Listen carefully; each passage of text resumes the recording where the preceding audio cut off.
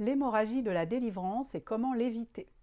Je suis Nina Nar. Si tu as peur d'accoucher, reste avec moi, je t'apporte des informations claires pour nourrir ta confiance en toi et en ton bébé et faire de sa naissance le plus beau jour de ta vie et de la sienne. Alors, l'hémorragie de la délivrance, c'est peut-être quelque chose qui t'inquiète et on peut le concevoir puisque c'est une complication grave selon les médecins. Le fait est, c'est sûr que ça peut être grave, ça peut donner lieu à des saignements importants, donc on veut éviter l'hémorragie de la délivrance. Alors qu'est-ce que c'est plus en détail? Donc pendant la grossesse, le placenta, qui est l'organe, qui est en fait une glande endocrine géante, est collé à l'intérieur de l'utérus. Et puis, il va nourrir le bébé avec un cordon, avec le cordon ombilical. Et donc, c'est une surface d'échange. Il y a le placenta et l'utérus qui est dans sa grosseur. Et donc, tous les échanges sanguins, notamment entre le placenta et l'utérus. Et puis, au moment de la naissance, le bébé donc, sort du ventre de maman.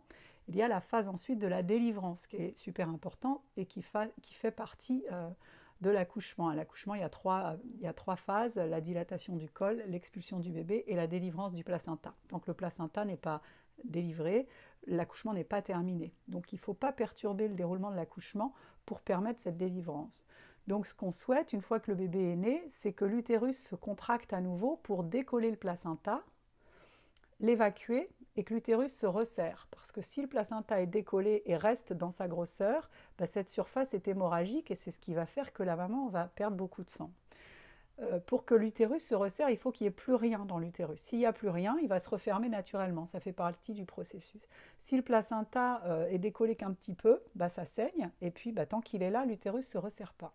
Si le placenta s'est déchiré et qu'il est sorti, mais qu'il en reste un morceau, eh bien l'utérus, de la même manière, va rester dans sa grosseur. Donc il faut absolument que tout soit sorti. Quand, quand il reste un morceau et que la femme saigne, on va devoir faire ce qu'on appelle une révision utérine, c'est-à-dire mettre la main à l'intérieur du ventre de la maman, passer le col et chercher où se trouve ce petit bout de placenta qui est resté accroché et qui empêche l'utérus de se resserrer. Et donc on enlève ce petit morceau, et puis à partir de là, l'utérus va se resserrer.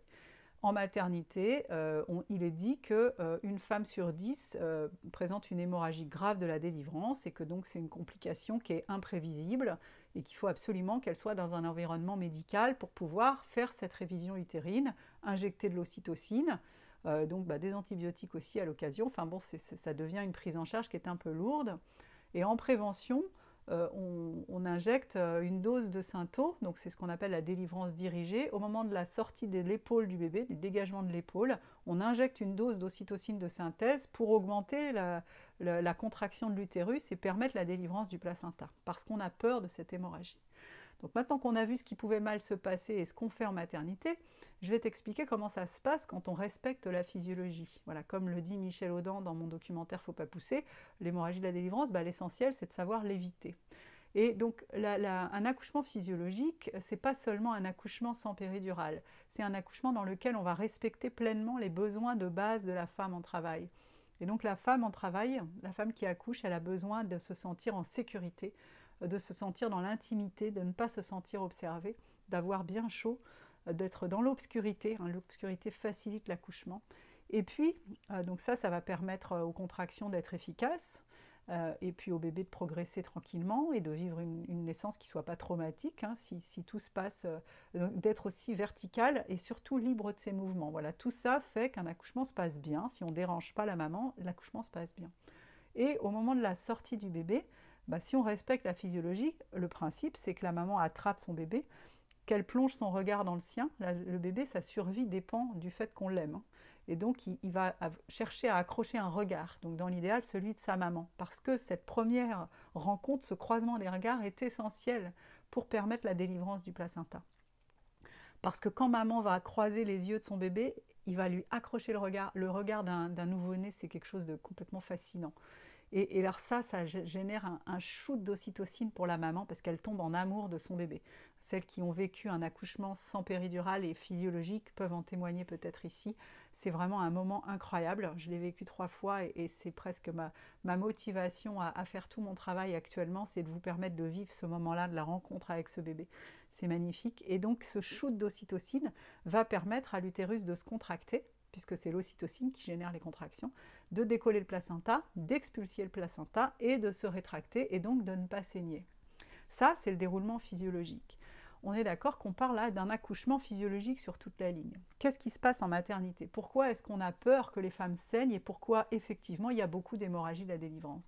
Parce que les accouchements sont une fois sur trois déclenchés, très souvent accélérés artificiellement avec de l'ocytocine de synthèse. Et donc que ce soit le déclenchement ou l'injection de Synto pendant l'accouchement, ça va saturer les récepteurs à l'ocytocine. Donc ça va nécessiter de rebalancer encore une dose d'ocytocine artificielle au moment du dégagement de l'épaule pour faciliter la délivrance, parce qu'on est persuadé que sinon ça va mal se passer, en tout cas dans un cas sur 10, et que c'est imprévisible.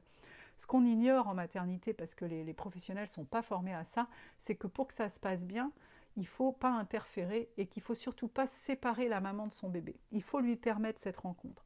Il faut qu'elle n'ait pas eu d'hormones de synthèse pendant son accouchement. Il faut qu'elle ait été libre de ses mouvements, parce qu'un accouchement déclenché, il est plus long, plus fatigant, moins efficace. Donc l'utérus est fatigué au moment de la délivrance. L'utérus contracte pas bien, ce qui va l'empêcher de se remettre bien en place.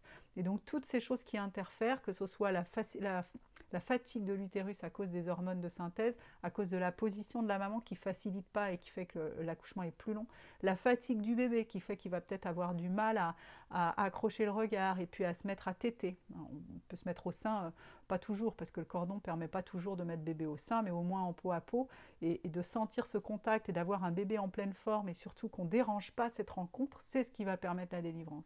Donc si on attrape le bébé, si on parle à la maman, qu'on la ramène sur terre, si on lui dit il faudrait que le placenta sorte maintenant, parce que sinon on va devoir vous faire une révision utérine sous anesthésie générale, toutes ces choses anxiogènes qui perturbent la physiologie vont dans le sens d'une hémorragie de la délivrance.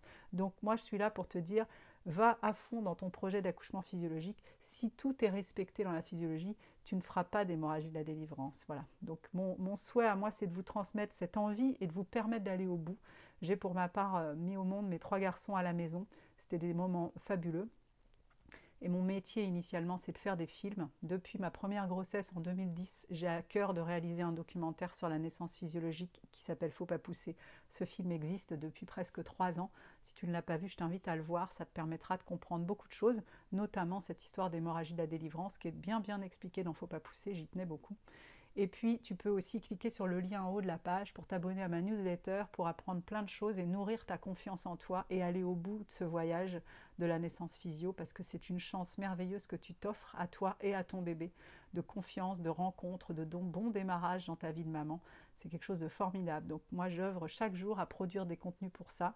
Donc ici, sur les réseaux, dans ma newsletter, sur Kaizen Nina, qui est une plateforme d'information, d'échange, sur la naissance physio, sur l'allaitement également. Donc tu cliques, tu vas découvrir tout ça, tu t'abonnes à cette page, tu t'abonnes à ma newsletter, et puis tu regardes mon documentaire Faut pas pousser si tu ne l'as pas vu.